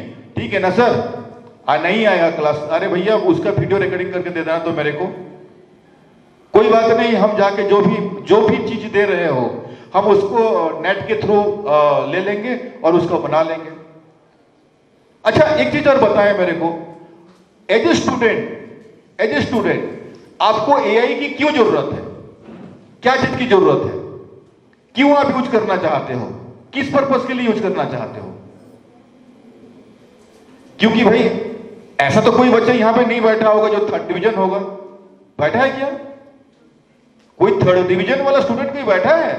10th में 3rd डिवीजन लाया होगा, 12th में 3rd डिवीजन लाया होगा, ग्रेजुएशन में जब तुम्हारा परसेंटेज ही 90% है या 95% है या 99.9% है, तो फिर एआई की क्या जरूरत है? आप तो खुद संभल हो, आप तो खुद इतना स्किल्ड हो, तभी ना 95। हम आपको सर्टिफिकेट दे दिए ना कि आप इतना परसेंटेज हो, मैंने सर्टिफाइड कर दी कि आप ये ब्रांड अच्छा, अगर मैं प्रोडक्शन दूसरे लाइन पे लेके चलूं तो ये ब्रांड अच्छा है। जैसे कि हमने बोल दिया ना कि आईफोन है ये भाई, इसका ब्रांड है, तो कीमत देके लेते हैं, खरीदते कि नहीं करते हैं? ऐसा हमने ब्रांड दे दिया। 99.9% सीजीपीए 10 to 10 सीजीपीए। तो फिर where is the problem, where is the mistakes कि हम आगे अपनी लाइफ को आगे नहीं ले पा रहे हैं। ये भी कहीं ना कहीं हमारा एआई का डिमेरिट्स है। तो धीरे धीरे जितना हम सोचते हैं कि ये हमको आगे जाके लेके जाएगा, लेकिन लोग जो बोल रहे हैं कि ये धीरे धीरे अनएम्प्लॉयमेंट खत्म कर देगा, अनएम्प्लॉयमेंट तो खत्म करेगा ही नहीं, रिड्यूस कर देगा। जिसके पास स्किल्ड होगा उसकी अपॉर्चुनिटी ज्यादा बढ़ जाएगा, इसका जो अपॉर्चुनिटी है वो ज्यादा बढ़ जाएगा, वो उस फील्ड में ज्यादा नौकरी मिलेगी, है ना। लेकिन डर ये है कि जो बोल रहे हैं ना कि ये ह्यूमन बीइंग की, टीचर्स की, कई जगह पे रोबोट टीचर, आजकल रोबोट टीचर्स आ गए हैं, वो लोग क्लास में पढ़ाने लगेंगे तो टीचर्स क्या करेगा? ऐसा नहीं है, क्योंकि हमारे साथ टीचर्स के साथ जो इंटरेक्शंस होगी, रोबोट के साथ वो इंटरेक्शंस नहीं हो पाएगा, उतना नहीं हो पाएगा, वो इमोशनलिटी के साथ नहीं हो पाएगा जितना इमोशनलिटी के साथ टीचर्स के साथ होगा। तो मैं बीइंग ए टीचर आज भी बोलता हूं कि टीचर्स का प्लेस तो कोई नहीं ले सकता, चाहे दुनिया में कितना भी टेक्निक आ जाए, कितना भी एआई आ जाए, कितना भी रिवॉल्यूशन हो जाए, टीचर तो रहेगा, टीचर ही रहेगा। हाँ, लेकिन टीचर्स को भी ऐसा नहीं करना चाहिए कि स्मार्ट बोर्ड आ गया है। हालांकि मैं इस शख्स के खिलाफ हूं, मैं क्लासरूम विजिट करता हूं, देखता हूं, अगर कोई टीचर ऐसा करता है तो उसका 2-3 बार वार्निंग देता हूं, इसके बाद चले जाओ, आप कल से मत आना। जो बोलता है कि बेटा लिख, बहुत सारे टीचर है ना, बेटा लिख, और वो पूरा नोट्स को तैयार करेगा, वो कब किस सदियों जमाने का नोट्स को तैयार करके रखा रहेगा, उसी नोट्स को दे देगा। Why the students come to your classes only to detect, only to recite the notes? क्या इसलिए आएगा? तो इंटरेक्शंस कहां होगा? तो हमको भी यहां पे एआई की प्रॉपर यूज हर टीचर को सीखना चाहिए। स्मार्ट बोर्ड कंपलसरी बोलता है, लेकिन how to use the smart board, smart board में स्मार्ट बोर्ड के काम कितने हैं और वो जो टीचर जो पढ़ा रहा है उसका काम कितना है। टीचर का काम वो नहीं है just to read the what has been written on the board, वो तो पेनड्राइव में लेके आए हो। आप अभी जाओ पीपीटी खोलो, गूगल में जाओ, कौन सा टॉपिक का पीपीटी नहीं बना है, हर टॉपिक का पीपीटी है। मास्टर वो टॉपिक के पीपीटी को पेनड्राइव में ले आएगा, यहां आपको स्मार्ट बोर्ड में डाल देगा और उसको पढ़ता जाएगा, सेंटेंस टू सेंटेंस पढ़ता जाएगा। तो व्हाट इज द, वो तो स्टूडेंट भी पढ़ सकता है। यहां जरूरत है कि एआई की कितना पोर्शन हमको यूज करना चाहिए और कितना पोर्शन टीचिंग को वाइब्रेंट बनाने के लिए, इफेक्टिव बनाने के लिए उनको छोड़ना चाहिए। निश्चित रूप से सर ने, मनोज सर ने बहुत अच्छे बोले कि भाई हमको अगर ज्योग्राफी पढ़ानी है तो स्मार्ट बोर्ड में दिखा दें, है ना, लेकिन ये है कन्याकुमारी और ये है कश्मीर, इनकी दूरी इतने दूर है, वो हम उसमें दिखा सकते हैं, वो माइंड को कैच करेगा, पिक्चराइजेशन विजुअलाइजेशन कैच करेगा। लेकिन एक लिमिट, हमारा क्या रोल है, उस रोल को प्ले करने की बहुत जरूरत है। Second number thing is that students को उतना ही एआई का यूज करना चाहिए जितना आपके लिए फायदेमंद होगा। कहीं आगे जाके ब्लाइंडनेस की प्रॉब्लम स्टार्ट ना हो जाए, आगे जाके आपकी जो मेमोरी में जो आंख में उसका रेस जो आता है ना, वो ज्यादा, हम जैसे कि आपने ज्यादा सोते समय मैक्सिमम लोग जैसे कि सोएंगे ना, बेड में जाएंगे, मोबाइल को लेंगे और देखेंगे। आप 1 घंटा मोबाइल में यूट्यूब में देख लो, फेसबुक में देख लो, फेसबुक चला लो, व्हाट्सएप चला लो और इसके बाद तुरंत आंख बंद करो कि नींद आती है?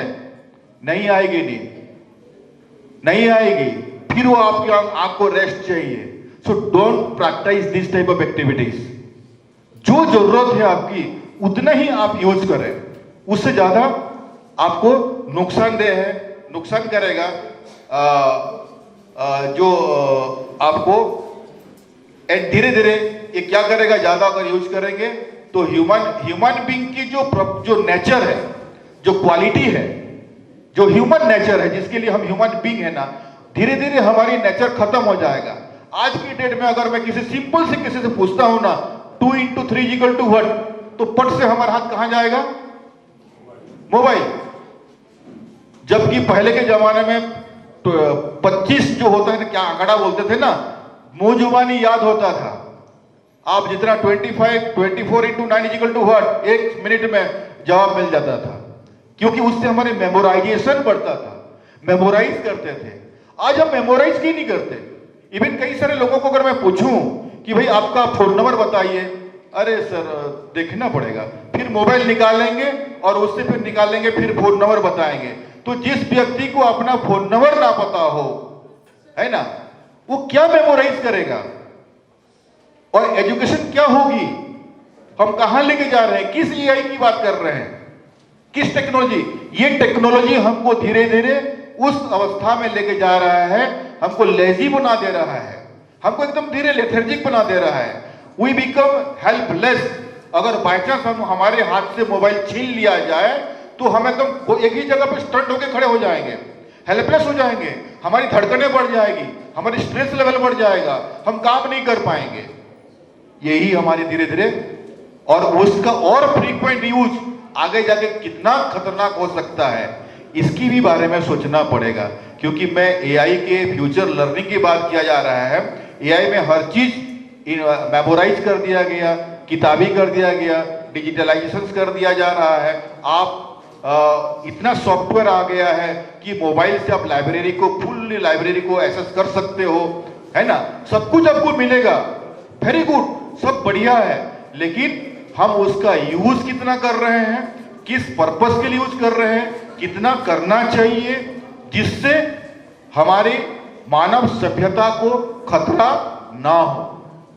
और जिस दिन मानव सभ्यता को खतरा होगा, है ना, तो हम इससे फिर बचना मुश्किल हो जाएगा और हमारी कल्चर, हमारी संस्कृति धीरे धीरे खत्म हो जाएगा। आज हम बोलते हैं ना, धीरे धीरे जितना हम लोग बढ़ते जा रहे हैं, डेफिनेटली साइंस ने हमको हर क्षेत्र में, केवल एजुकेशन नहीं, आप देखिए पॉलिटिक्स में भरपूर मात्रा में यह यूज हो रहा है, बिजनेस में हो रहा है, इंडस्ट्री में हो रहा है, रेलवे में हो रहा है, रोड हो रहा है, नेविगेशन में हो रहा है, मिलिट्री में हो रहा है, किस जगह पे नहीं हो रहा है?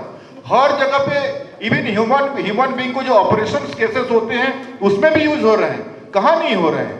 सब जगह पे हो रहे हैं, है कि नहीं है? लेकिन कहीं ना कहीं इसका दुष्परिणाम ह्यूमन बीइंग के ऊपर ना आए, इसके ऊपर भी हमको साइमल्टेनियसली बात करनी चाहिए। ऐसा नहीं है कि मैं इसके डायरेक्टली अगेंस्ट में बोल रहा हूं। आप यूज करो, बट जैसे बोलते ना, जुडिशियसली यूज द एआई की जुडिशियसली यूज करो, सोच समझ के यूज करो, उतना मात्रा में यूज करो जितना आपके लिए घातक ना हो। और आपकी क्रिएटिविटी अगर आपको ये खत्म कर देगा ना, आपको जब ये खत्म कर देगा ना, तो फिर आप ह्यूमन बीइंग नहीं रहेंगे। आपको खत्म कर देगा मतलब आपकी सोचने की शक्ति, आपकी थिंकिंग शक्ति, creativity, innovativeness, social relation, emotionality, emotion जो पहले मैंने कही थी, वो सारे अगर एआई खत्म जिस दिन कर दिया तो फिर आप ह्यूमन बीइंग नहीं रहेंगे। आप एक रिमोट कंट्रोल में चलने वाले होंगे, एक रिमोट में चलने वाले होंगे। आप भी खुद एक एआई बन जाएंगे, रोबोट बन जाएंगे, मेड बाय द गॉड। इसे ये रोबोट को made by the human being, आपको made by the god type का रोबोट हम लोग बन जाएंगे। और ऐसे ही करने लगेंगे तो ह्यूमन बीइंग की नेचर खत्म हो जाएगी। तो निश्चित रूप से इसका जितना मेरिट्स है, हम अपना यूज के लिए जितना एआई को यूज कर रहे हैं, हमारे दिनचर्या में उसको लाने के लिए यूज कर रहे हैं, उसका उतना भी परिणाम हमको सोचना पड़ेगा और उसको सोच के चलना पड़ेगा। तब जाके ये मेरे हिसाब से बैलेंस बनेगा, बैलेंस होगा। Otherwise now this is one another problem we are trying to invite us, and again we create the awareness program not to use the AI, just like use the organic farming। जैसे कि आज हम बोल रहे हैं ना कि भाई ऑर्गेनिक खेती है, ऑर्गेनिक फार्मिंग है, इसका टमाटर की रेट है ऑर्गेनिक का 50 रुपया तो इनऑर्गेनिक का 20 रुपया। डिफरेंस देख रहे हैं ना? वही तो हम ऑर्गेनिक पहले खाते थे भाई। आप ही ने तो सिखाया पेस्टिसाइड देने के लिए, हमने पेस्टिसाइड दिया, फिर आज आप बोल रहे हो ये आप शरीर के लिए ठीक नहीं है, ये ऑर्गेनिक आप लीजिए। ऑर्गेनिक की जमाना चल रहा है, कहीं ऐसा ना हो तो जहां से मैंने शुरू किया था वहीं खत्म कर रहा हूं, तो कहीं ये ऑर्गेनिक टाइप का ना हो जाए और इनऑर्गेनिक की बात करने लगे। तो इसको सब लोग जुडिशियली अपना टीचिंग लर्निंग में यूज करें, आपकी शिक्षा के लिए उतना ही यूज करें जितना आपकी जरूरत है। और साथ साथ हमेशा आपकी क्रिएटिविटी, आपकी इनोवेटिव को बजाय रखें, क्योंकि आपसे अच्छा कोई नहीं है। आप ही ने इसको बनाया है, तो आप ही जब इसको बनाया है, इसको आपके ऊपर हावी होने ना दें, आप उसके ऊपर हमेशा हावी रहे। Thank you for inviting me to interact with you. Thank you very much.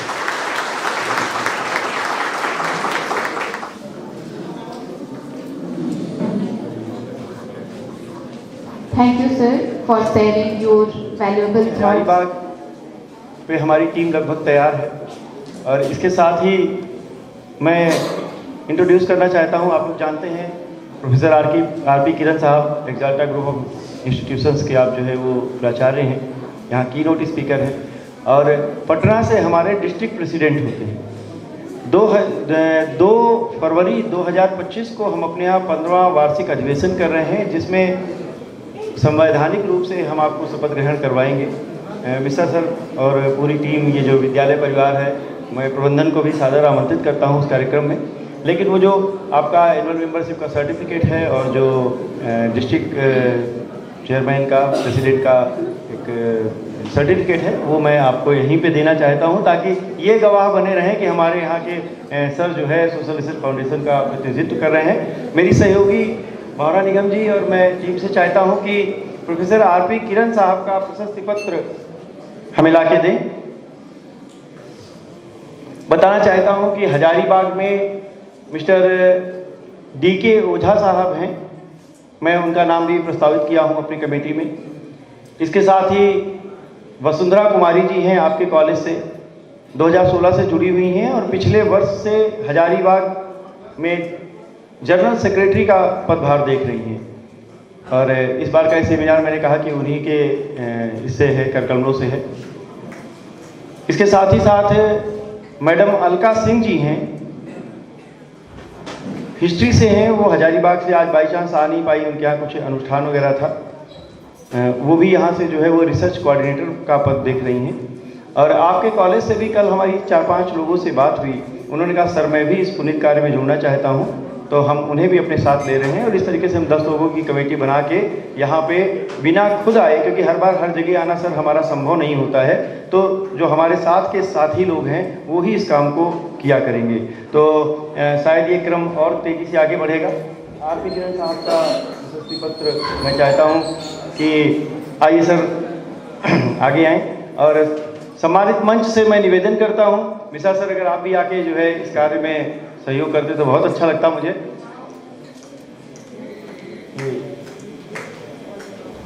Katiyar sir, registrar VC sir, आप लोग हैं यहाँ पे, तो मैं सोचता हूँ कि प्लीज़ जो है थोड़ी देर के लिए हमारा सहयोग करें। आप ट्रे पकड़ लो सर, लेके दें जी।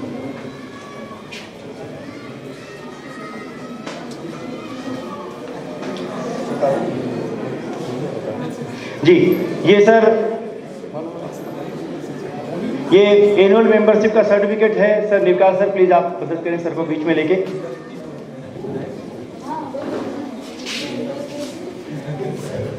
सर एक ये वार्षिक सदस्यता का प्रमाण पत्र है, मैं ये आपको देना चाहता हूं। और सर सम्मानित मंच से निवेदन करता हूं, जोरदार तालियों से स्वागत करें सर का। पटना से सोशल रिसर्च फाउंडेशन के डिस्ट्रिक्ट प्रेसिडेंट के रूप में मैं प्रोफेसर आरपी किरण साहब का इस्तकबाल करता हूं। उम्मीद करता हूं कि आज ये जो इतिहास रचा जा रहा है वो इसे निश्चित रूप से आगे बढ़ाएंगे। इसके बाद मैं वसुंधरा मैम है हमारे पास, मैं मैम का एक अधिभार दे रहा हूं। ये अलका सिंह जी का वो बाई चांस नहीं आ पाई हैं, उनका ये वार्षिक सदस्यता प्रमाण पत्र और जो है यहाँ से रिसर्च कोऑर्डिनेटर का पदभार का ये प्रमाण पत्र आप प्लीज़ उनके लिए लीजिए और उनको दीजिएगा। आप मंच से इस पद को लीजिए।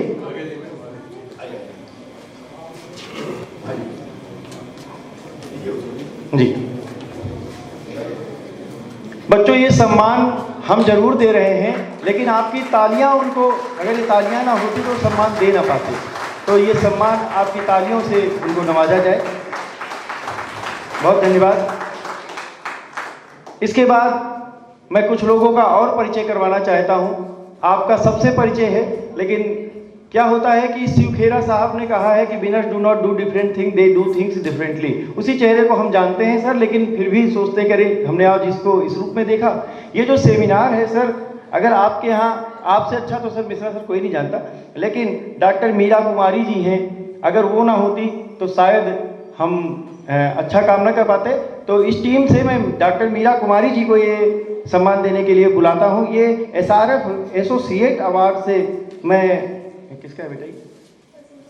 अच्छा वसुंधरा जी हैं, एक ही टीम है, मीरा कुमारी जी हैं। आइए आपका नाम ले लिया। अच्छा वसुंधरा जी आइए आइए आइए, जो है तो आप देखिए, गांधी जी ने कहा है कि उस आज़ादी का कोई मतलब नहीं है जहां गलती करने की आज़ादी ना हो। तो वसुंधरा जी का सर्टिफिकेट हमारे पास पहले है। मैं वसुंधरा जी को ये SRF एसोसिएट्स अवार्ड से नवाजित करता हूं।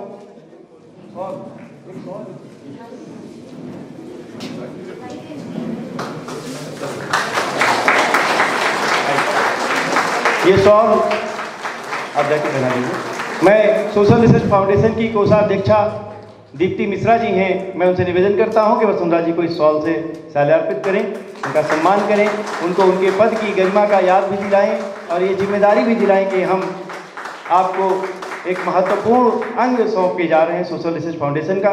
तब तक डॉक्टर मीरा कुमारी जी हमारे मध्य आ चुकी हैं। मैं मंचासीन अतिथिगणों से निवेदन करता हूं कि हमारी तरफ से डॉक्टर मीरा कुमारी जी का माल पहनाकर, ये शॉल पहनाकर और ये प्रशस्ति पत्र देकर सम्मान करें।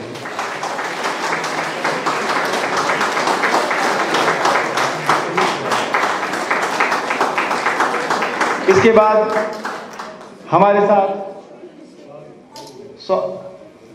भावना जी सोशल रिसर्च फाउंडेशन की जनरल मैनेजर हैं भावना निगम जी, सबके साथ कोऑर्डिनेट करती हैं। मैं निवेदन करता हूं कि ये शॉल आप मीरा कुमार जी को पहनाएं, मीरा कुमारी जी को पहनाएं। व्याकरणीय शुद्धियों पर दोष ना दें, ध्यान ना दें। ऐसा होता है सर, जो नाम हमारे जुबान पर नहीं होता वो अक्सर फिसल जाया करता है। इसके बाद हमारी टीम मेंबर्स के रूप में मिस्टर संदीप कुमार सिंह जी हैं, सिन्हा जी हैं, मैं आगे लेकर जाएंगे। मुझे लगता है कि चीज़ें और अच्छे से अच्छी होती जाएंगी।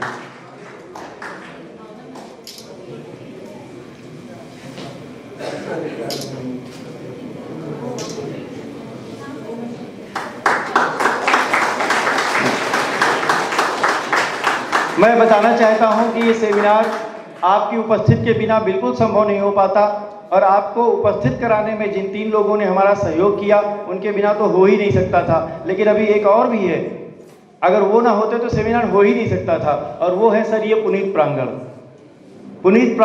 और पुनीत प्रबंधन। तो मैं एक सम्मान इस पुनीत प्रबंधन को भी देना चाहता हूं, जिसकी वजह से आज ये जो अच्छा सा सेमिनार है, जो अच्छी सी एक्टिविटी है वो हो पा रही है। तो मैं निवेदन करता हूं हमारे सहयोगीगणों से कि मैं कॉलेज प्रबंधन से श्री मिश्रा जी को, मिथिलेश मिश्रा जी को, मनोज जी को और अजय जी को निवेदन करता हूं कि आप कृपया आएँ और हमारी तरफ से ये प्रशस्ति पत्र, ये सम्मान ग्रहण करें। आपसे निवेदन करता हूं कि आप अपने लिए तालियां बजाइए, क्योंकि कॉलेज का सम्मान हो रहा है, कॉलेज के अधिकारियों का सम्मान हो रहा है, प्रबंध पत्र का सम्मान हो रहा है।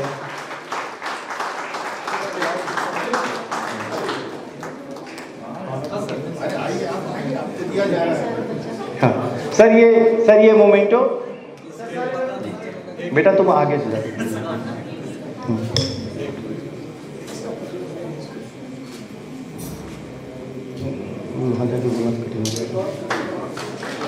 किया हमारे इस तुच्छ भाव को। सॉल बची हुई है, मिश्रा जी का साल्यार्पण करें कृपया।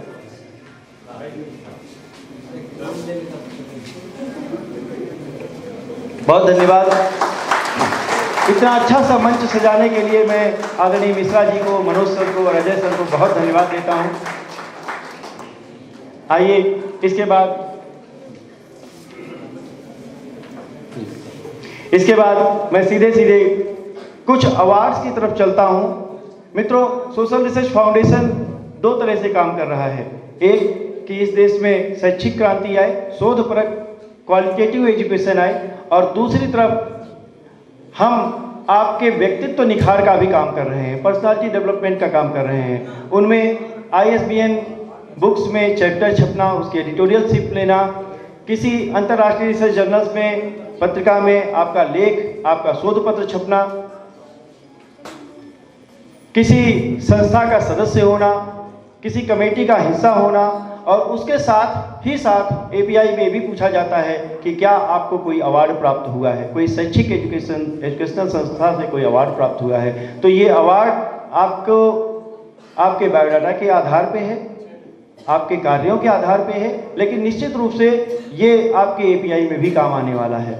लेकिन जो मैं पहला अवार्ड देना चाहता हूँ वो किसी API के लिहाज से नहीं देना चाहता हूँ, वो मैं उनको देना चाहता हूँ जिनको देखकर, जिनसे प्रेरणा लेकर आप भी उनके जैसा बनने की बात सोचेंगे, आप भी उन तक पहुँचेंगे। और उनकी प्रशंसा मैं नहीं कर रहा, मेरी इस बात को जस्टिफाई कर चुके हैं मिश्रा जी, मनोज सर, अजय सर। उनका नाम होता है डॉक्टर इनम नबी सिद्दीकी साहब। मैं उन्हें संस्थान की तरफ से लाइफ टाइम अचीवमेंट पुरस्कार से सम्मानित करना चाहता हूं, जोरदार तालियों से। और जानते हैं शिष्टाचार ये भी है कि अगर किसी को लाइफ टाइम अचीवमेंट पुरस्कार दिया जाए तो सदन खड़े होकर आपका सम्मान करे।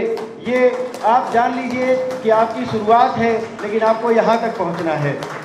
प्रोफेसर इनम नबी सिद्दीकी साहब रिटायर्ड प्रोफेसर हैं बॉटनी के विनोबा भावे यूनिवर्सिटी। 40 साल से ज़्यादा आपका टीचिंग एक्सपीरियंस है, रिसर्च और एडमिनिस्ट्रेटिव एक्सपीरियंसेस हैं आपके। आपने सोशल रिसर्च फाउंडेशन के साथ 6 पेपर रिव्यू किए हैं।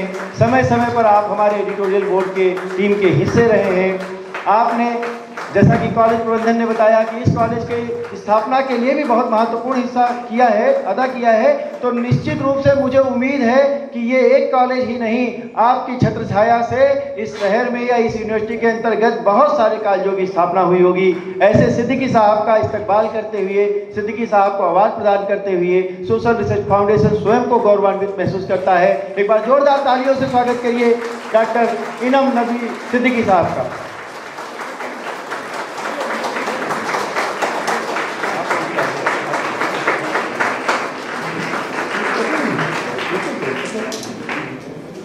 कि हमने थोड़ा अन्याय किया हो, सिद्दीकी साहब को इससे भी बड़ा पुरस्कार सम्मान मिलने वाला हो, जिसे हमने लाइफ टाइम में ही बदल दिया। सर सॉरी, लेकिन धन्यवाद कहता हूं कि आपने जी अभी है प्लीज जी अभी हाँ सर 3 लोगों को प्लीज हाँ प्लीज। और इसके साथ सर जो प्रशासन को पार करके यहाँ तक आ गए और जो इनके साथ इनके जैसा बनना चाहते हैं, वो भी प्रशासनिक कोई टीचर ही प्रशासक होता है, टीचर ही तमाम प्रशासकों का जन्म। लेकिन हमारी जगह सोशल रिसर्च फाउंडेशन का प्रतिनिधित्व वाकई हजारीबाग में हमारे जैसा कर रही हैं, तो आपके कॉलेज की है, लेकिन हमारे सोशल रिसर्च फाउंडेशन की भी जनरल सेक्रेटरी होती हैं डॉक्टर वसुंधरा कुमारी जी। जोरदार तालियों से आप वसुंधरा कुमारी जी का स्वागत करें।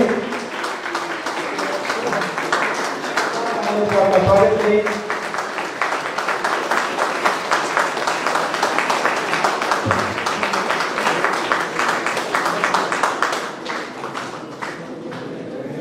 और जनरल मैनेजर भवन निगम जी सम्मान करते हुए डॉक्टर स्वाति।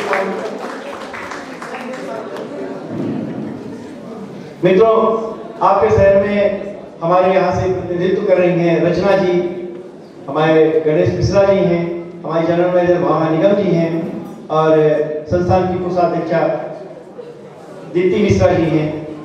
इन सभी के अथक प्रयासों से ये समारोह संपन्न हो रहा है। मैं इसके बाद मैं डॉक्टर ज्योति रानी जी का नाम लेता हूं, YPM यूनिवर्सिटी से। ज्योति रानी जी, मैं चाहता हूं आप भी इस सम्मान की क्रम में मैम का साथ दें। असिस्टेंट प्रोफेसर हैं आप पॉलिटिकल साइंस की YPM यूनिवर्सिटी रांची में। आपको टीचिंग का 12 साल का एक्सपीरियंस है। असिस्टेंट डीन रह चुकी हैं आप school of arts and humanities की। सोशल रिसर्च फाउंडेशन आपको सम्मानित करते हुए स्वयं सम्मान का अनुभव करता है और उम्मीद करता है कि ये जो टीम है, जो हम उत्तर प्रदेश कानून से यहाँ हजारीबाग में आए, लेकिन अब तो ऐसा लगता है कि हम जहाँ जाएंगे वही हमारा शहर हो जाएगा। तो बहुत धन्यवाद करता हूँ। ये विनोबा भावे यूनिवर्सिटी से 2022 में सोशल रिसर्च फाउंडेशन के साथ लगातार जुड़ी हुई हैं, बहुत ही अच्छा काम कर रही हैं और मुझे इनमें एक उज्जवल भविष्य दिखाई देता है।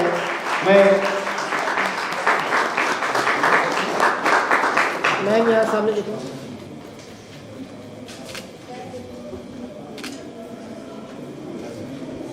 अभिषेक श्रीवास्तव जी शायद इस ठीक है का ही है। मैं अगला नाम लेता हूँ सर, डॉक्टर विजेता श्रीवास्तव जी हैं। इस समय असम में टीचिंग कर रही हैं। उनके भाई श्री अभिषेक श्रीवास्तव जी यहाँ पर हैं। मैं उनको बुलाता हूँ कि मैम का सम्मान आप स्वीकार करें और वहाँ तक पहुँचाएं। असम से यहाँ आना बड़ा कठिन कार्य था, तो मैंने कहा कोई बात नहीं, आपके लिए भले कठिन हो, हमारे लिए कुछ कठिन नहीं।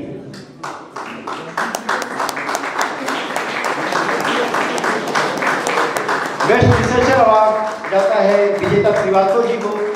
आज ये सम्मानित ये माला ये साल भी आप आगे बढ़ाएंगे।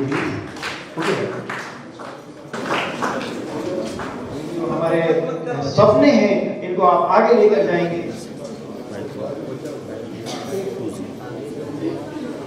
श्रीमती दीप्ति मिश्रा मैडम सम्मानित किया जा रहा है महाविद्यालय प्रबंधन समिति की ओर से। मैम प्लीज स्टेज के सामने।